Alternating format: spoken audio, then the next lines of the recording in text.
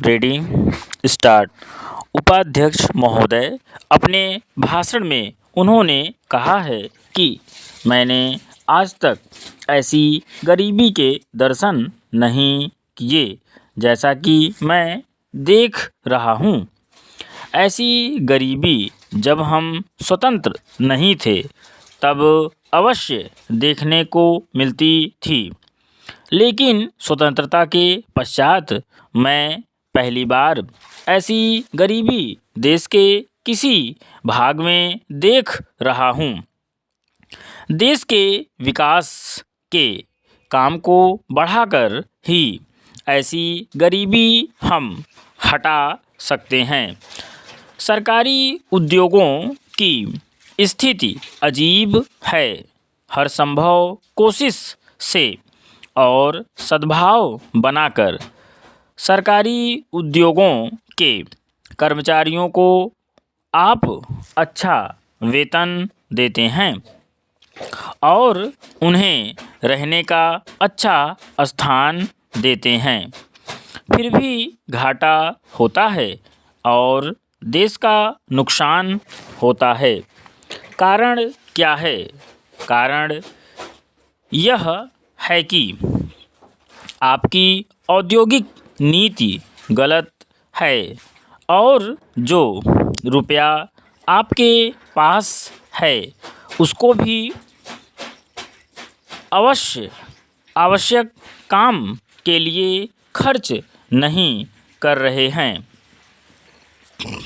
एक तरफ बोकारो के लिए 600 करोड़ रुपया रख रहे हैं और दूसरी ओर राजस्थान नहर का पूरा करने के लिए आप कहते हैं कि हमारे पास पैसा नहीं है। एक और महाराष्ट्र के अंदर आप नई चीनी मिलें खोल रहे हैं और दूसरी ओर उत्तर प्रदेश और बिहार के अंदर कारखाने बंद हो रहे हैं या जो उनकी क्षमता है उस पर पूरे तौर पर काम नहीं कर रहे हैं। यह कोई औद्योगिक नीति नहीं है। इसलिए यह कहना ठीक नहीं है कि औद्योगिक नीति सफल हुई है। मंत्री महोदय कहते हैं कि वे सिंचाई के लिए एक सिंचाई आयोग बनाएंगे।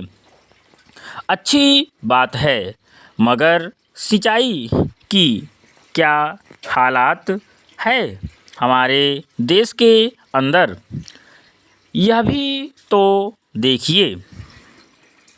जिस समय हमारे देश में कोसी बांध का काम शुरू हुआ था उस समय पाकिस्तान ने एक बांध पूरा कर लिया था। वहाँ उससे सिंचाई हो रही है और हमारे यहाँ इसका काम आधा भी नहीं हुआ है। राजस्थान नहर शुरू हुए कितने वर्ष हो गए हैं, किंतु अभी भी वह बनी नहीं। हमारे यहाँ कोई ठीक तौर तरीका नहीं है। मंत्रियों और सांसदों के मकानों के लिए करोड़ों रुपए निकल सकते हैं, मगर देश के उद्योग के लिए, देश के किसान और मजदूर के लिए जो रुपया चाहिए वह नहीं मिल सकता। उसके लिए रुपया नहीं दे सकते हैं।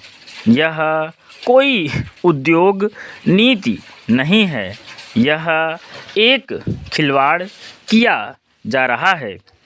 मैं कल सदन को बतला रहा था कि कुछ सड़कें विश्व बैंक की सहायता से बनने वाली थीं।